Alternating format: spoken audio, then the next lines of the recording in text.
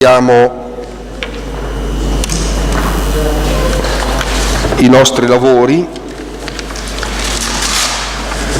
Allora diamo la parola al professor Luca Ricossa. Leggo il breve curriculum che è stato... Scusate. Alexander Lingas, ho sbagliato io la riga. Certo, il professor Ricossa ha già parlato. Alexander Lingas, lettore in musica all'Università di Londra e associato del Centro di Ricerche in Materie Umanistiche dell'Università di Oxford. Il suo impegno attuale concerne non solo gli studi storici ma anche l'etnografia e la pratica esecutiva. È fondatore e direttore musicale dell'ensemble vocale Cappella Romana. Il titolo del suo intervento, come vedete, è anche molto intrigante, si direbbe oggi, perché mette in correlazione il Canto Ambrosiano con l'Oriente, Costantinopoli e Gerusalemme. Prego, professore. Grazie. Thank you very much. I'd like to thank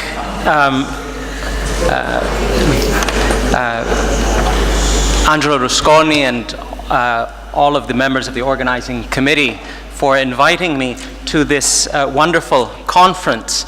The invitation came reasonably late, and it's an invitation to a Byzantinist, someone who studies Greek and Slavonic chant mostly, and who has been an admirer and an occasional performer, but not previously a researcher of non-Roman Latin liturgical traditions.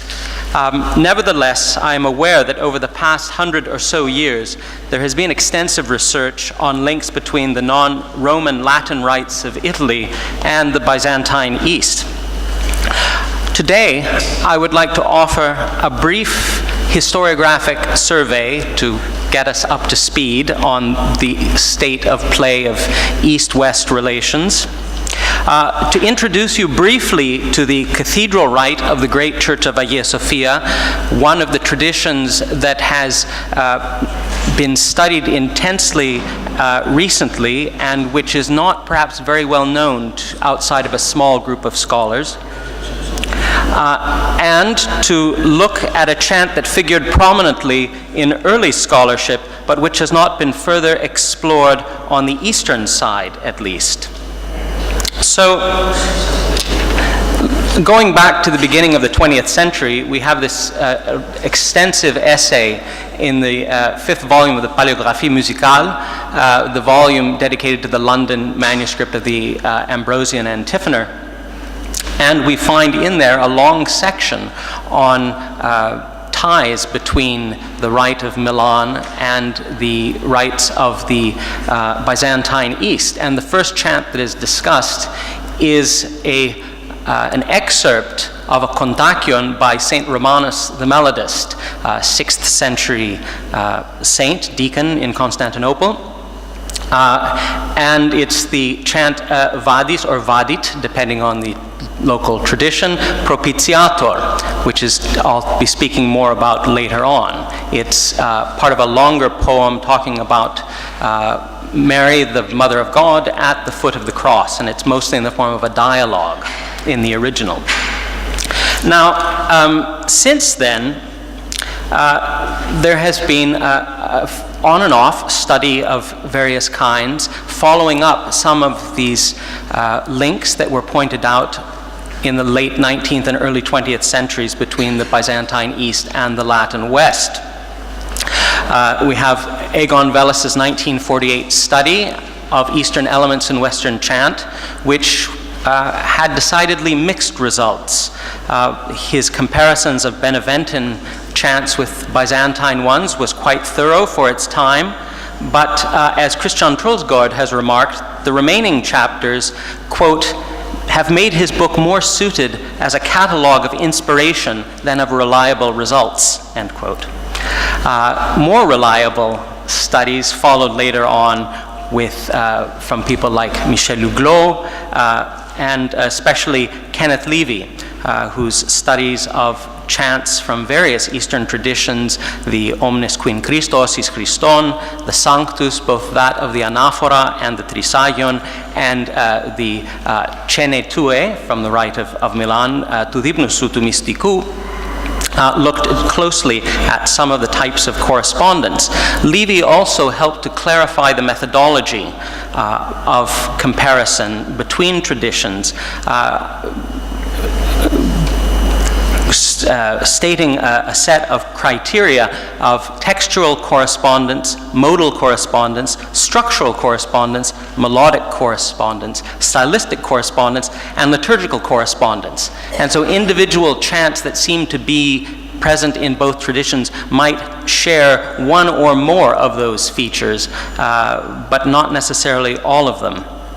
Since then, there's been further study by scholars including Christian Todberg, Neil Moran, Rosemary Debauchik, Peter Jeffrey, and Christian Troelsgaard, who worked from east to west, and Terence Bailey, Professor Kelly are among those who worked from west to east, also James McKinnon. There's also been considerable work in the later 20th century on cathedral and monastic psalmody in the late antique East and West by liturgiologists and musicologists, which has provided us a lot of information about the scriptural backbone of chant traditions East and West. Most of the recent studies that have looked at connections between East and West have tended to focus on the tradition of Jerusalem, looking at how stichera, hymns from the tradition of Jerusalem, often ended up as processional antiphons in the West, and also prokimena ended up as graduals and psalmeli, with varying degrees of correspondence. Yet, as Christian Troelsgaard noted in an important article on methodology on comparative studies of chant, some of the findings could be read in different ways. One interpretation of this situation is the assumption of a common liturgical musical tradition anterior to each of the branches involved in the study. Peter Jeffrey, applying the tree model in the interpretation of the history of the Christian chant families, has suggested the Jerusalem Cathedral chant as a plausible candidate for this tradition. But another explanation, the ecumenical or network model, is also possible, suggesting, and he's talking now about prokimena, that this highly melismatic style of performance of the responsorial lesson chant was a cathedral practice in many metropole around the Mediterranean in the formative period of these liturgies from the mid-4th century onwards, without pointing at any single one, but allowing for cross-influences or parallel developments. Now, again, a lot of work recently has focused on the rite of Jerusalem, both network and tree models, for a number of reasons. The rite of Jerusalem was highly influential and underwent vigorous development of its own, shaped by processes of exchange with other centers, especially in the second half of the first millennium, Constantinople. Also, new sources of the Jerusalem rite have come to light, sources in Armenian translation, in Georgian translation, for which no Greek originals exist. Also, recently, very recently now, we've had a chance to study the so-called new finds of Mount Sinai, where there were some manuscripts discovered after a fire at St. Catherine's Monastery in the early 70s.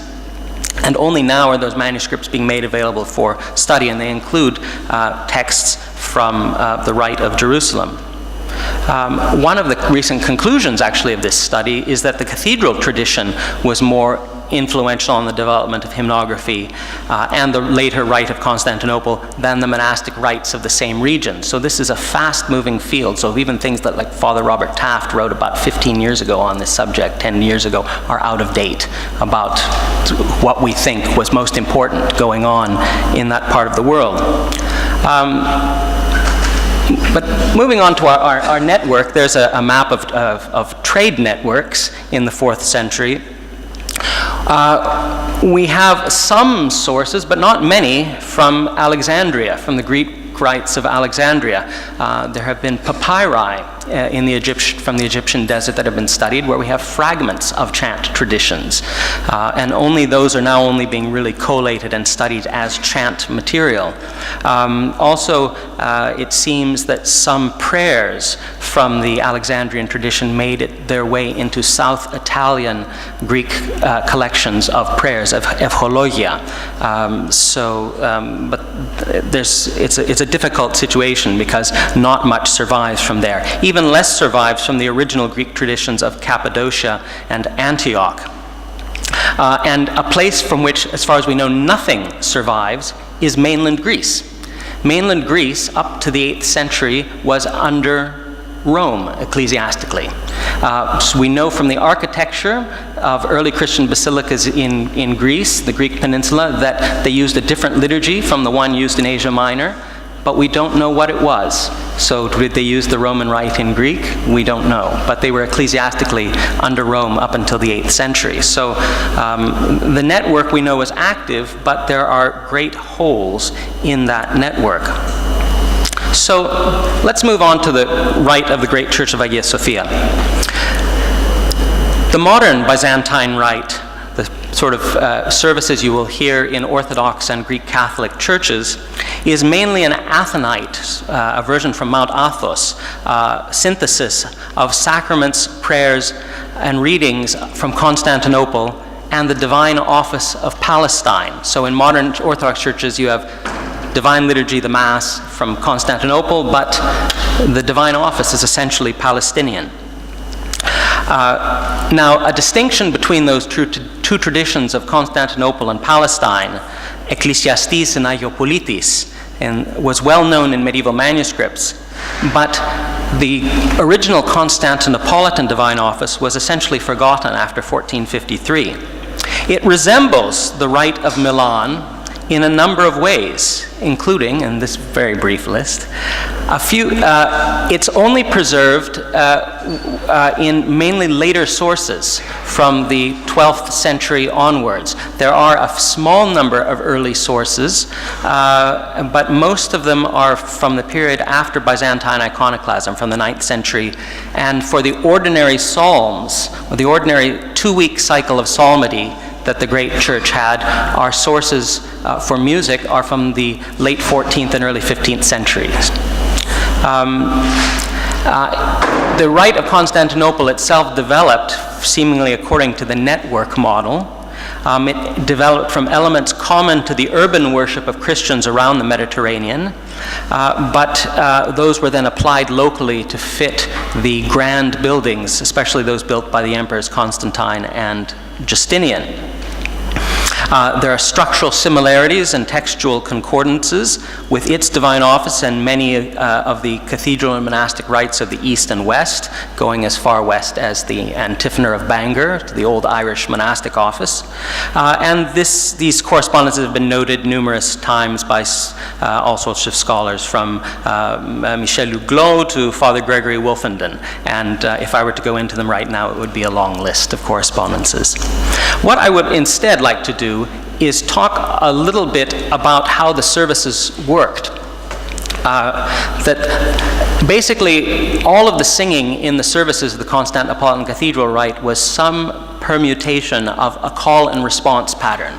So it's very archaic in the sense of having almost nothing in the way of non-scriptural hymnody in the services themselves, and consisting of responsorial or antiphonal psalmody, so that and adapted to the buildings. So the form of service of Vespers started with psalms, antiphonal psalms in the narthex. Then there was a procession to the ambo there, which is where the place of the choir, where there was more antiphonal psalmody. And then at the end of the service, towards the end of the service, the higher clergy processed into the apse, where they gave the final prayers and dismissals, and basically not only the offices but also the Divine Liturgy all had this sort of stational framework, which was integrated into a wider network with the other city churches. Now, I'll give you one example of a canticle. One structural similarity between the rites of Constantinople and Milan is the use of canticles on the weekends, whereas in Milan we find a series of canticles on Sunday, and then Psalm 118 on Saturday.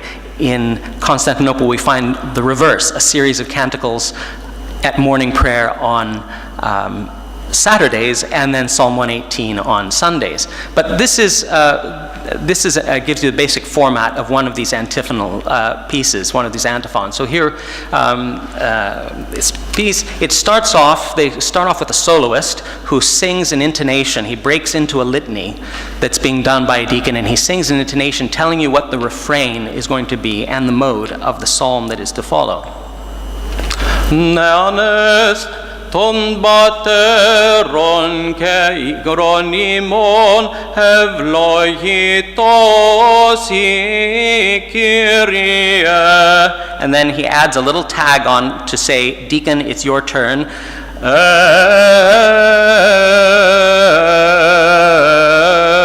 And then the deacon would continue on with the litany. Then the priest would, or celebrant would do a prayer, which then concludes with a doxology, and then the cantor then responds, Amen, supplies the Amen, and then gives you the refrain again, Evlohitosi Kyrie Otheos ton bateronimon, and now and some of the verse of the canticle as well, and then the refrain, Evlohitosi Kyrie, this time without the cadence, and then the choirs take over. Evlohitosi Kyrie Otheos ton bateronimon keneton, and you notice the transcription here, the manuscript only gave you the incipit, because it's a psalm tone and everyone knew what to do after that. But then it would just go back and forth between the choirs, and at the end of each verse, you would always have the refrain, Evlohitosi Kyrie. And this happens to be an entrance chant, so it's interrupted towards the partway through where you have the soloist sings a verse with the refrain with the cadence, as you can see there, and then the clergy enter the nave of the church, and then he picks it right back up again. Evlohitosi Kyrie, and so on, just in a psalm tone with the refrain with no final cadence. For canticles in the and antiphonal psalmody in the cathedral rite, we find a number of melodies. Sometimes we find melodies for ordinary days, and also if the same text is going to be sung on a major feast day, we find more elaborate versions of the melodies. So a feature of every morning prayer service was the Benedicite, the Daniel canticle, and you have the ordinary melody for normal Saturdays, which you see up above, and then below there is a melody which is more elaborate and in a different mode for feast days. There you can find also examples of those canticles. The first canticle I sang for you, some very, very elaborate melodies for some feast days that would take maybe about 4 or 5 times as long to sing. So now, the Rite of Constantinople spread to mainland Greece in the 8th century, and it survived in Athens at the Cathedral of Athens, which was the Parthenon until the 4th Crusade. Parts of it made their way over to southern Italy. So we have examples of offices from the Rite of Constantinople that were sung in Studite monasteries. So an example of that here is the kneeling Vespers of Pentecost, which was celebrated in monasteries that normally did a version of the Rite of Palestine, but on certain occasions they would do the full Rite of Constantinople with its antiphonal psalmody. The rite disappeared after 1453. The last place to use it regularly was Thessaloniki, which used it until its Ottoman conquest in 1430. So let's go back to the Vadis Propitiator. The Kontakion, this type of hymn from which Vadis Propitiator comes, is the only major type of hymnody that came out of Constantinople. And it was really originally done to be performed between services or in breaks during services. So I'll review for you briefly that as Professor Kelly has pointed out in his book on Beneventan chant, this Vadis Propitiator is a very complex history of dissemination. There is the Ambrosian melody and version of it, there's the London manuscript. Versions of it show up in Old Roman and Beneventan sources, but with a slightly different modal framework, though the melodies are still very close. And the Ambrosian version made its way north to Central Europe, so we find it in Hungarian and German sources as well. Now, scholars of Western chant have looked at these various versions, and including Terence Bailey, who's looked at the South Italian versions, and then more recently a study by Mézé that puts all the versions together. And certainly it's very clear that there are, despite some of the modal differences, and that some versions are a bit more melismatic than the others, that the melodies are all at some level related. So what about the Byzantine origin of this? Well, for much, if you read the studies going about halfway through the 20th century, the Western scholars who mention the Eastern origins of this refer only to the text and say we don't know anything about the melodies of the kontakia. Then, about from the sort of second half of the 20th century onwards, some people are at least aware that there are melodies for the kontakia, but the problem is that they are melismatic, that they survive in the book of the soloist, the Psaltikon, from the rite of Hagia Sophia, in a highly elaborate form. And because these were poems that originally had up to 24 stanzas, there's no way that they could have been done originally in this style. And what we have actually instead is only the prologue and the first stanza of these hymns called kontakia. Just again briefly, these hymns consist of a prologue which announces a refrain and the basic theme of the hymn, and then you have a series of iki or ikoi, which are metrically among themselves, metrically identical stanzas